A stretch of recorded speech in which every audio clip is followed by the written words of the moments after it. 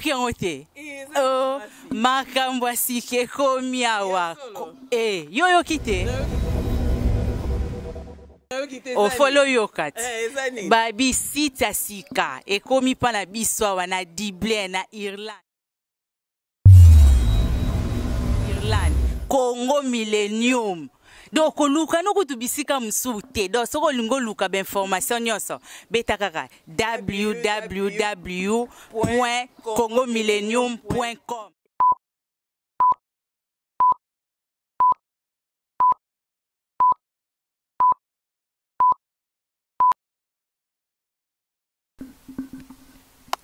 Bonjour, bonsoir, très chers internautes. Ça dépend de l'endroit où vous êtes en train de nous suivre.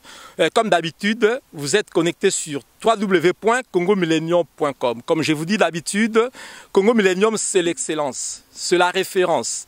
AOA, Congo Millennium, lentement mais sûrement. Le lot naïe lisusu, comme d'habitude, que présenter bino mutu oyoyambi. Tolukela bino toujours batu oyo ya baza na ba valeur sûre. Batu oyo bako apporter quelque chose dans la communauté. Batu oyo bako ya ko lakisa biso esika ba confusion ezalaka mingi parce que lelo na communauté toujours vu ba confusion. Tozana makamusu toli ko employer na place na yango te. Tozana biloko musu toli ko tia na place na yango te. Na yango lelo bandeko na memeli bino ndeko na biso azali awaye ako se présenter liboso na bino. Bonjour ndeko nangai. Bonjour. Comment ça va? Oui, ça va bien. Alors, Lelo, Bazali Kota Labiso partout dans le monde entier, na www.congomillennium.com, yo okoye bisa bandeko suki yo zalina nipe sangoni ya kitoko omemeli bandeko.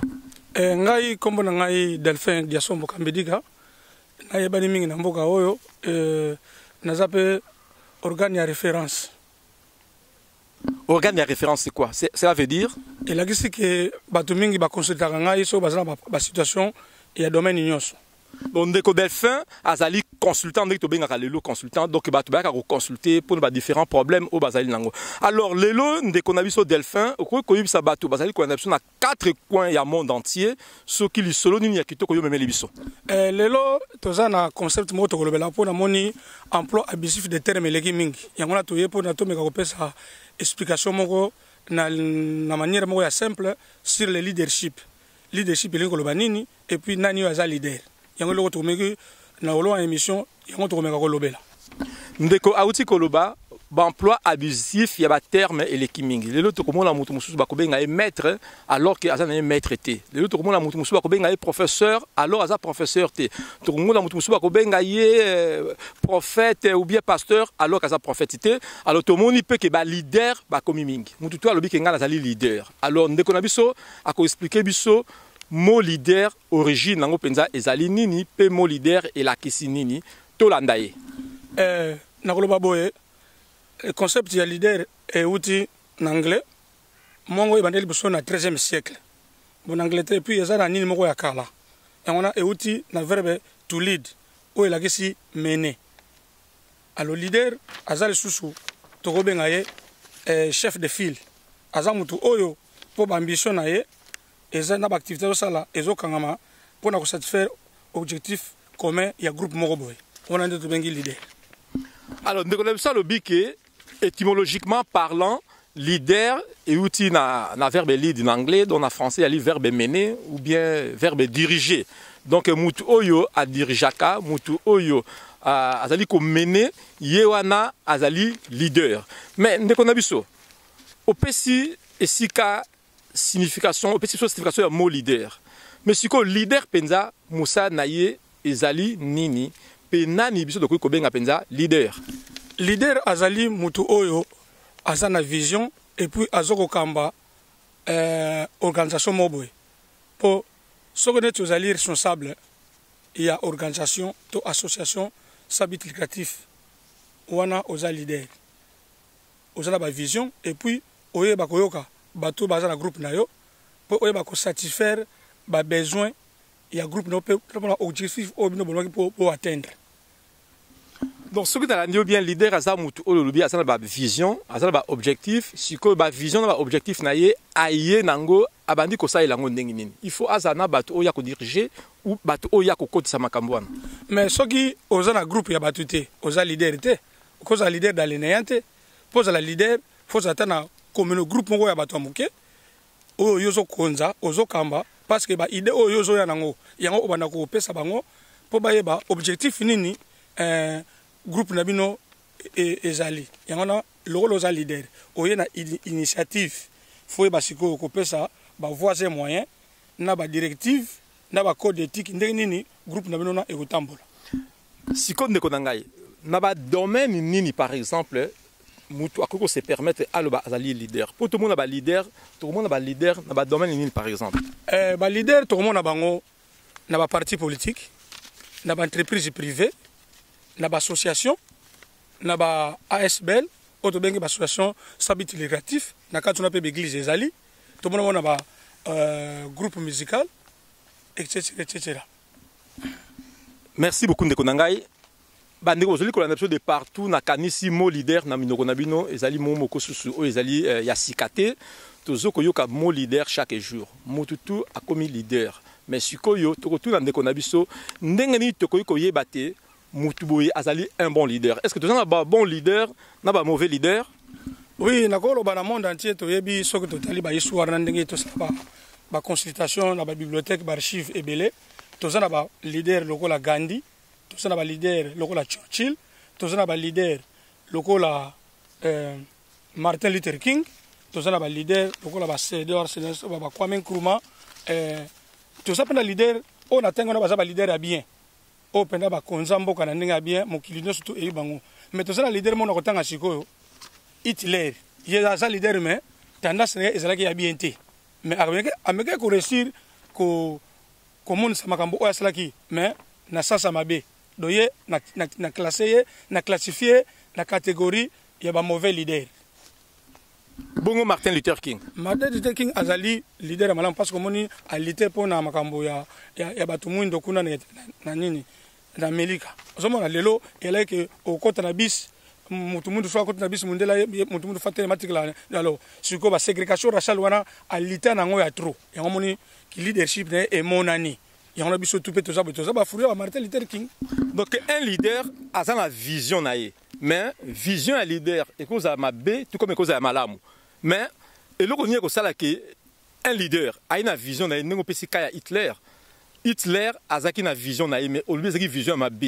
Mais si ko mutu akoye ba ndenge nini que ce qui un leader aye oye ba ki mutu aza na makambu ya mabe to makambu malamu parce que aza leader d'opinion mais opinion cause à ma B to cause à malamu yo ko expliquer batou. Omoni ba leader opinion baza ebele. Leader ya malamu okoye ba e na ba capacité na ye. Façon oyo azoko vivre na bato oyo azoko konza ayoka kabango soko ba pesi suggestion azu yango a bon cœur à côté là des voies moyens ndenge nini ba okoka ko résoudre problème wana mais leader oyo mabe Bishop Élysée na South Africa John Image na States tozo la leadership na memeki bino ndeko oyo ponini a pasola c'est quoi un leader? C'est quoi un leadership et c'est qui un leader? Yango, ndeko na biso Delphin. Autant que biso ba leader dans le monde. Mais na kati Afrique na biso. D'après yo, leader ni penza autre chose d'exemple lo o azakivement un bon leader na kati Afrique.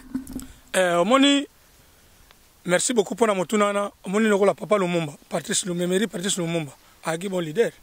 Asala pe makamoko ya kitoko. Et mon ana metala siko apesi kutu vi na ye pona makamboka do aza leader bien surtout que sur na ba Sénégal Léopold Sédar Senghor aza leader exemplaire ba Aimé Césaire kuna ba côté ba mboka na cause ba colonie française aza ba vrai leader.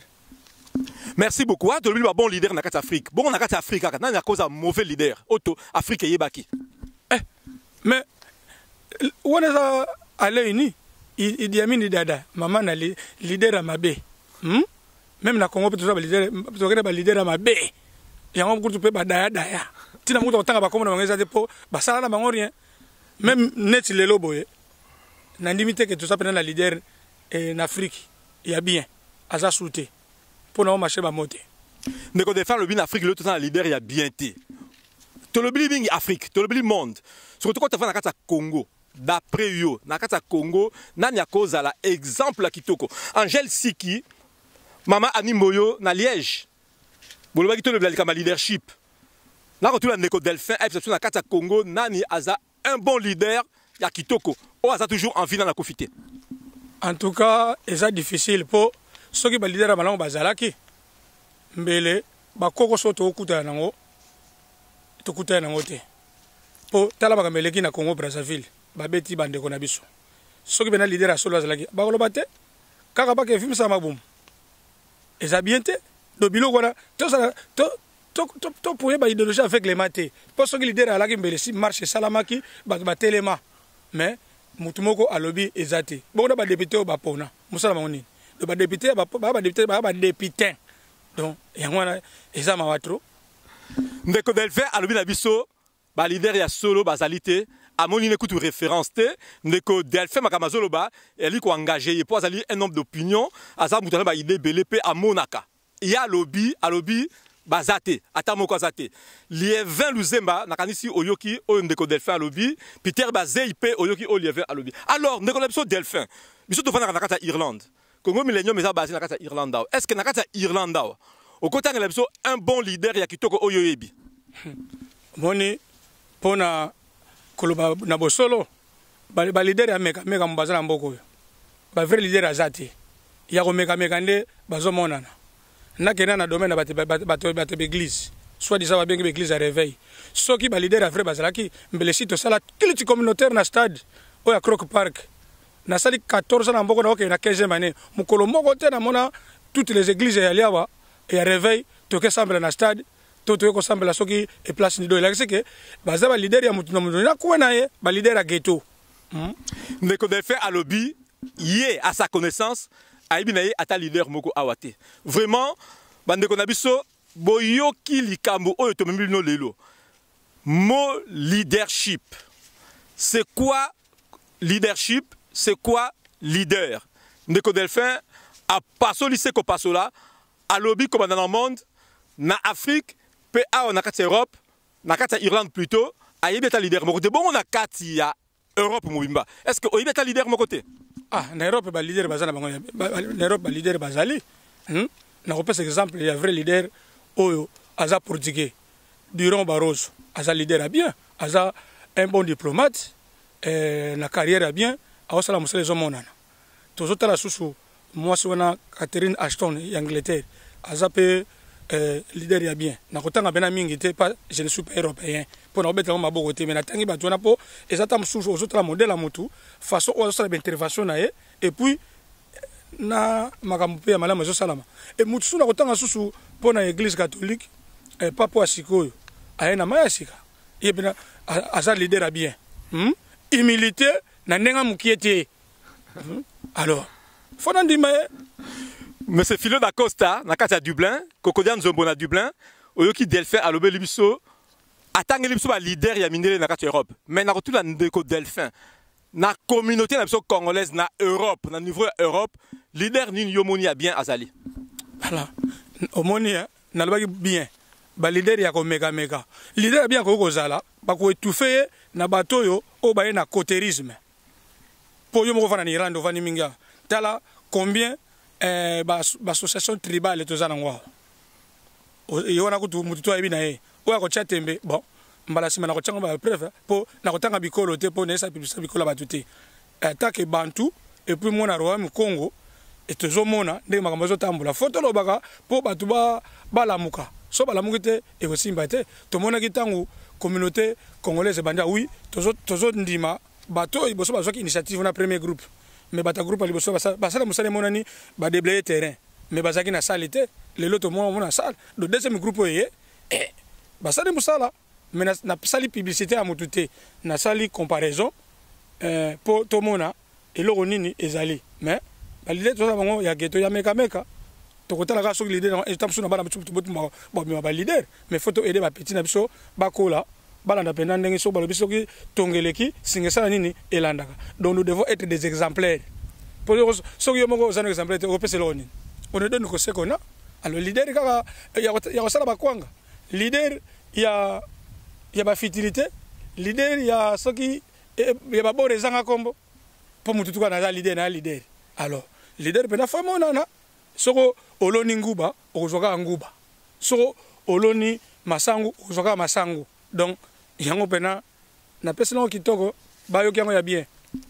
Bishop Élisée oyoki ndeko de fait alobeli biso lelo na ki leadership ezali kombo ekomi koyoka na mingi tozaki ne sengo makasi ozali mbala suka te ndeko Delphin ayina biso prochainement à cause on su pona lika muso kitoko maître Gino na USA John Image Congo Millennium ezali ko penser la bino tous les jours ndeko Delphin ayina vision na ye parce que yo lobiki yo ozana droit oyo bisa leader on a que vision yo nango za bien te et c'est akondima yo puisque ye mota za visionnaire ye mota ayina vision na ye et pas ina bino makamiso oya ko bino fo bolandango ezali bongo te eza bongo te omoni tozana société moko démocratique et goza ke na sala kana entreprise na yo nga na zana domaine ya comptabilité na finance yo siko etaki PDG entreprise privée na oloba bon yo soko siko poche ya caisse ya société lokola poche na yo omote ko bebisa musala so ne so bon avant ozo mbongo na caisse to signer papier moko awa décharge que ozwi mbongo bimi pona bo poto eza peta ba prêt moko justificatif alors so yo bandi ko bena ka mbongo ndengana kasi compagnie ko pe ko yati o bolo bate eza compagnie na ngai na kosala wana lingi en tout cas wana au BBC pour yo oza na mbongo na yo mais ko ngana na apport en industrie contenir formation na la gestion des entreprises na so par exemple na za comptable ozo na za informaticien fone ngalo les domaine na domaine ngo bien yo tazo mokolo compagnie photo to za na symbiose donc to za na langage moko net moi complicité yo au lobby à l'émission totalité est-ce que to za ba suggestion na ba proposition ana suka nde yako ozo décision so te to sala mongo te pa oneza nga wana nde au BBC wana kutu ata kutu musapi yango musapi moko pesu kula elongité.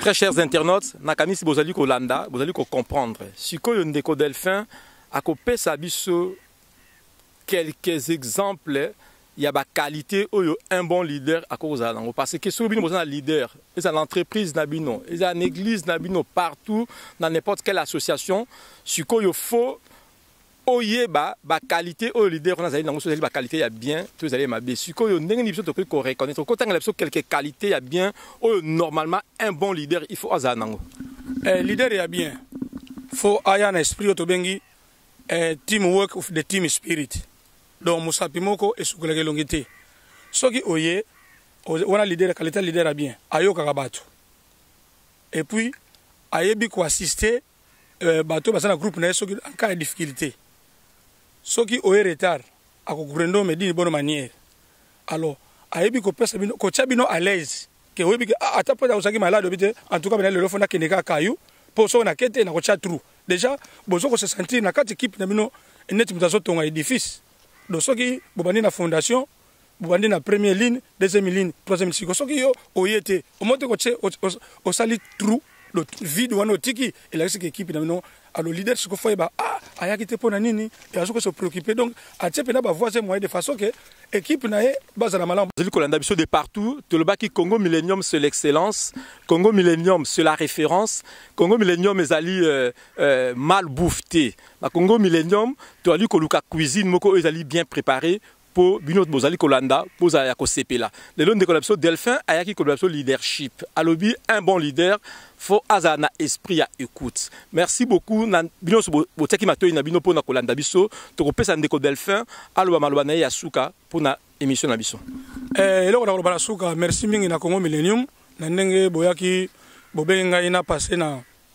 Congo Millennium parce que makambo koloba eza belé eza faute de temps et puis ba sujet o ko aborder eza mingi en tout cas na yebi que oyo za mbali biso pe ya suka te ngana za nga préparer donc na limu toyo na lala le même jour na moka le même jour pour na résoudre ba problème à battu donc foni na nga pe kanga makate soki de la porte grandement ouverte na battu sur média o net Congo Millennium boyambinga bien donc attends la prochaine fois so boye na sujet msu makambo la koloba eza belé pour toujours ko sala campagne de sensibilisation pour na ko éveiller conscience ya battu pour battu balali pongi baza mingi alors tout le monde a monde futile toujours parce qu'on a monde yo ezo même biso pour to yakana ba implice au leto yakana ba futile to ka merci mingi na suki kawana ko Delphin to komi na suka émission na biso est-ce que likamoni ya suko ko koloba comme dédicace na bato o ba ebio o ba landio moko na lelo bon en tout cas Bakombo eza ebele.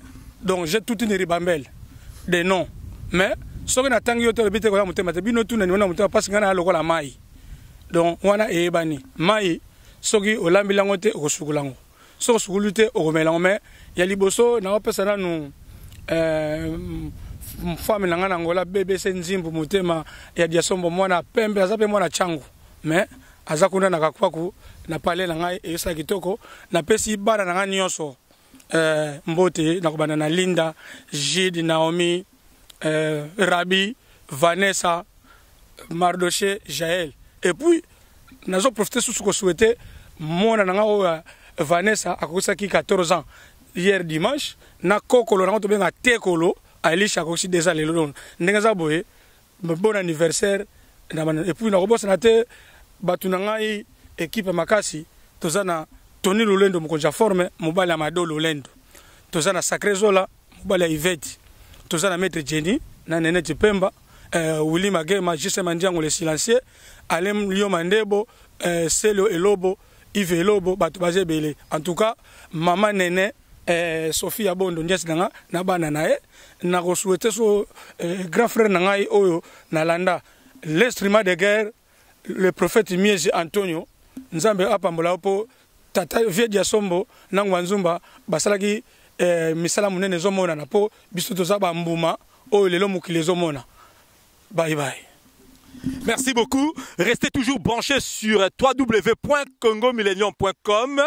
C'est l'excellence, c'est la référence. Ciao. Kunitango ya kotelema kolata kanda isantu kopamela ya kopamela kopapa ya kopapa kokata ya kokata kobela moto na nzambe kitapona kosikisa misala ya satana moto itisa moto yaya ezekisa misala ya satana na mboka moto itisa moto yaya ezekisa misala ya satana na mboka loboko na yawe ezali ya kosembola mapo ekolo epambolama mpe baye kongo bambo na nkembo na yawe sembola loboko tomona nguya na yoe kasi na ekolo na biso osala ya minene utayo bandala bato okokisi nini mpona mboka topeli na pasi ya etan pour tout yaka tobandela elongola yoe yaka mokonzi yaka tobandela motongo ekolo elongo na yo tala etuluku ya basomi ya kongo batelemi mpona koyamba lipambo likote epai na yo simbola loboko na ekolo tolingi tomona embo na yo simbola loboko na ekolo tolingi tomona embo simbola loboko tomona nguya tobebisa misala ya satana na mboka makila mayesu mapetola ekolo mabebisa misala ya satana na mboka simbola loboko tomona nguya tobebisa misala ya satana na mboka makila mayesu mapetola ekolo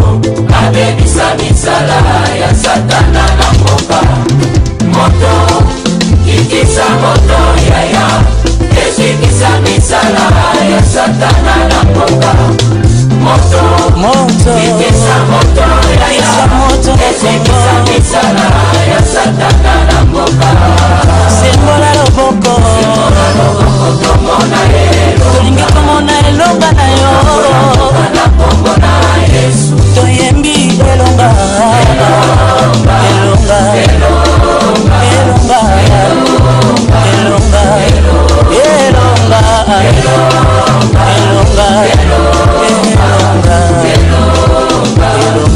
elonga moto